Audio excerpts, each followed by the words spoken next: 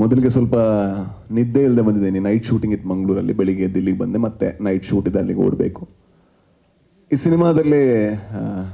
ಸಿನಿಮಾದಲ್ಲಿ ಒಬ್ಬ ಶೋಷಕ ವರ್ಗದಲ್ಲಿರುವಂತಹ ಒಬ್ಬ ಅಧಿಕಾರವನ್ನು ಎಂಜಾಯ್ ಮಾಡುವಂಥ, ಅದಕ್ಕೆ ಯಾವ ಎಕ್ಸ್ಟೆನ್ಷನ್ ಕೂಡ ಹೋಗುವಂಥ ಒಬ್ಬ ವ್ಯಕ್ತಿಯ ಪಾತ್ರ. ನಾವೆಲ್ಲರೂ ಕೂಡ ಅದೇ ಎಲ್ಲೋ ಒಂದು ಕಡೆ.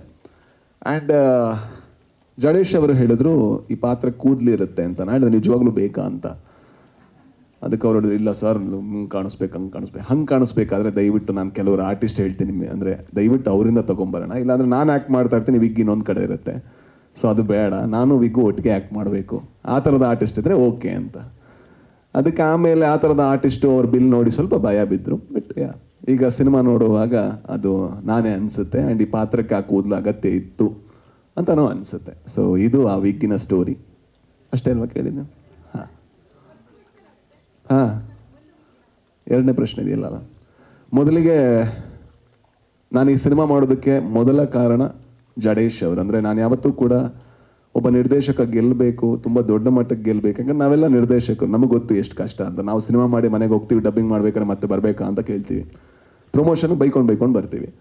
ಬಟ್ ನಿರ್ದೇಶಕ ಹಾಗಲ್ಲ, ಅವನು ಫಸ್ಟಿಂದ ಲಾಸ್ಟ್ ತನಕ ನಿಲ್ಲಬೇಕು. ಸೊ ನಾನು ಜಡೇಶ್ ಅವರು ಗೆಲ್ಲಬೇಕು ಅಂತ ಯಾವತ್ತೂ ಭಾವಿಸಿದ್ದೆ. ಅಂದರೆ ದೊಡ್ಡ ಮಟ್ಟದಲ್ಲಿ ಗೆಲ್ಲಬೇಕು, ಯಾಕಂದರೆ ಅವ್ರು ಡಿಸರ್ವ್ ಮಾಡ್ತಾರೆ.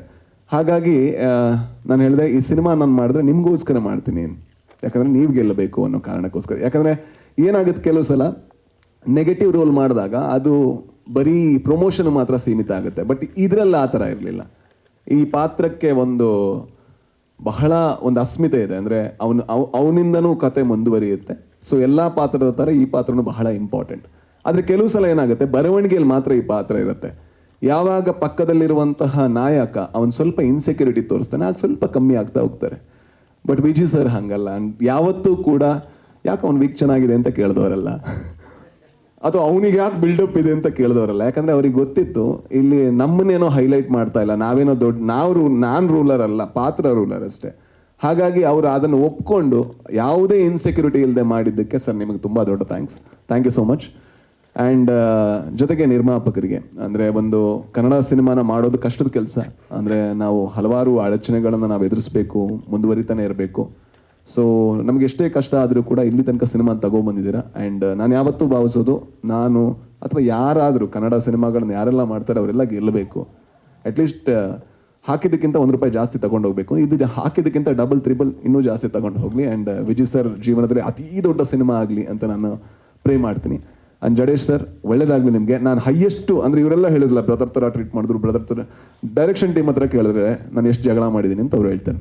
ಸೊ ನಾನು ಜಗಳನೂ ಮಾಡ್ತೀನಿ, ನಾನು ಬ್ರದರ್ ಥರ ಟ್ರೀಟ್ ಮಾಡೋದು ಮಾತ್ರ ಅಲ್ಲ. ಒಂದು ಹೈಯೆಸ್ಟ್ ಶ್ರೀಕಾಂತ್ ಹತ್ರ, ಇಲ್ಲಿ ನಾನು ಶ್ರೀಕಾಂತ್ ಮಗ ಯಾಕೋ ಮಗ ಇಷ್ಟು ಉದ್ದ ಡೈಲಾಗ್ ನನಗೆ.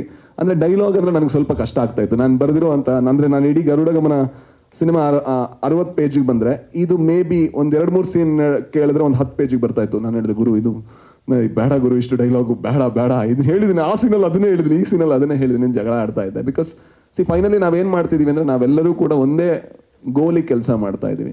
ಆ ಗೋಲ್ ಏನು ಅಂತ ಹೇಳಿದ್ರೆ ಈ ಸಿನಿಮಾ ಆದಷ್ಟು ಒಳ್ಳೆ ಸಿನಿಮಾ ಆಗಬೇಕು. ಯಾಕಂದರೆ ಎಲ್ಲ ಟೈಮಲ್ಲಿ ಈ ಅವಕಾಶ ಸಿಗಲ್ಲ. ಅಂದರೆ ಇಷ್ಟು ಅಂದರೆ ವಿಜಯ್ ಸರ್ ಇರ್ಬೋದು, ಭಾವನಾ ಅವರಿದ್ದಾರೆ, ಜೊತೆಗೆ ನಮ್ಮೆಲ್ಲ ಹುಡುಗರಿದ್ದಾರೆ, ಮಿತ್ರಾ ಸರ್ ಇದ್ದಾರೆ, ಗೋಪಾಲಕೃಷ್ಣ ದೇಶಪಾಂಡೆ ಅವರಿದ್ದಾರೆ, ಆಮೇಲೆ ರಿತನ್ಯ ಇದ್ದಾಳೆ, ಜೊತೆಗೆ ಮಗ ನೀನಿದೆಯಾ, ಮಾಂತೇಸ ನೀನಿದೆಯಾ. ಸೊ ಇವರೆಲ್ಲ ಇರ್ಬೇಕಾದ್ರೆ ಆ ಸಿನಿಮಾ ಗೆದ್ದರೆ, ಒಂದು ಕನ್ನಡ ಸಿನಿಮಾ ಆಗಿ ಗೆದ್ದಾಗ ಒಂದು ದೊಡ್ಡ ಲಾಭ ಇದೆ. ರಚಿತಾ ರಾಮ್ ಅವರಿದ್ದಾರೆ, ಆಮೇಲೆ ಬೈಬೋದವರು. ಸೊ ಎಲ್ಲರೂ ಇದ್ದಾಗ ಒಂದು ಸಿನಿಮಾ ಗೆದ್ದರೆ ತುಂಬ ಲಾಭ ಇದೆ. ಸೊ ಈ ಸಿನಿಮಾ ಗೆಲ್ಲುತ್ತೆ ಅಂತ ನಾನು ಭಾವಿಸ್ತೀನಿ. ಜೊತೆಗೆ ಮಾಸ್ತಿ ಅವರು ಬಹಳ ಚೆನ್ನಾಗಿ ಬರೆದಿದ್ದಾರೆ ಸರ್ ಡೈಲಾಗು. ಸೊ ಒಳ್ಳೇದಾಗಲಿ ಎಲ್ರಿಗೂ ಕೂಡ, ಅಷ್ಟೇ. ಕೋಲಾರ ಸ್ಲ್ಯಾಂಗ್ ಬಗ್ಗೆ ಸರ್, ಅವನು ಈ ಮಗ ನೀನು ಒಂದು ಡೈಲಾಗು ಹೇಳಿ, ನಮಸ್ಕಾರಗಳು ಅಲ್ಲಿ ಮುಗಿದಿತ್ತು, ಆಮೇಲೆಲ್ಲ ಬೆಂಗಳೂರಲ್ಲೇ ಬಂತಲ್ಲ ಮಗ. ಬಟ್ ಬಹಳ ಕಷ್ಟಪಟ್ಟಿದ್ದಾನೆ ಪಾಪ ಅವನು. ಅಂದರೆ ಪ್ರತಿ ಸತಿ ಕೂಡ ನಿಂತು ಅವನು ಆ ಡೈಲಾಗ್ನೆಲ್ಲ ಪಾಲಿಷ್ ಮಾಡಿ, ನಾನು ಸ್ವಲ್ಪ ಜಾಸ್ತಿ ಇರಿಟೇಟ್ ಮಾಡ್ತೀನಿ, ಇದು ಸರಿನಾ, ಇದು ಕರೆಕ್ಟಾಗಿ ಬಂತ ಅಂತ. ಸೊ ಥ್ಯಾಂಕ್ ಯು ಮಗ. ಅಂದರೆ ನನಗೆ ಗೊತ್ತಿಲ್ಲ ನಿಜವಾಗ್ಲೂ ಕರೆಕ್ಟಾಗಿ ಬಂದಿದೆಯಾ ಅಂತ. ಥ್ಯಾಂಕ್ ಯು ಮಗ, ಥ್ಯಾಂಕ್ ಯು. ಜೊತೆಗೆ ಒಬ್ಬ ಟೆಕ್ನಿಷಿಯನ್ ಹೆಸರು ಹೇಳಲೇಬೇಕು, ಬಹಳ ನನಗೆ ಖುಷಿ ಕೊಟ್ಟಂಥ ಟೆಕ್ನಿಷಿಯನ್ ಸ್ವಾಮಿ ಅವರು ತುಂಬ ಕೆಲಸ ಮಾಡಿದ್ದಾರೆ ಈ ಸಿನಿಮಾಗೆ. ಅಂದರೆ ಅವರು ದುಡ್ದಂಥ ರೀತಿ ಇದೆಯಲ್ವಾ, ನಂಗೆ ಬಹಳ ಖುಷಿ ಆಯಿತು. ಸ್ವಾಮಿಗೂ ಬಹಳ ಒಳ್ಳೇದಾಗಲಿ ಅಂತ ಕೇಳ್ತಾ, ಅಷ್ಟೇ ಅಲ್ವಾ? ಬೇರೆ ಹೆಸರು ಮಿಸ್ ಮಾಡ್ದ ಇಲ್ಲ ಅಲ್ವಾ? Thank you so much. Thank you very much sir. ಹಾಗೆ ನೀವು ವೇದಿಕೆ ಕ್ಷಣ ಕ್ಷಣದ ಸುದ್ದಿಗಳಿಗಾಗಿ ಫ್ರೀಡಂ ಟಿವಿ ಸಬ್ಸ್ಕ್ರೈಬ್ ಮಾಡಿ, ಲೈಕ್ ಮಾಡಿ ಹಾಗೂ ಫಾಲೋ ಮಾಡಿ. ಹೊಸ ಸುದ್ದಿಗಳ ನೋಟಿಫಿಕೇಶನ್ಗಾಗಿ ಬೆಲ್ ಐಕಾನ್ ಮೇಲೆ ಕ್ಲಿಕ್ ಮಾಡಿ.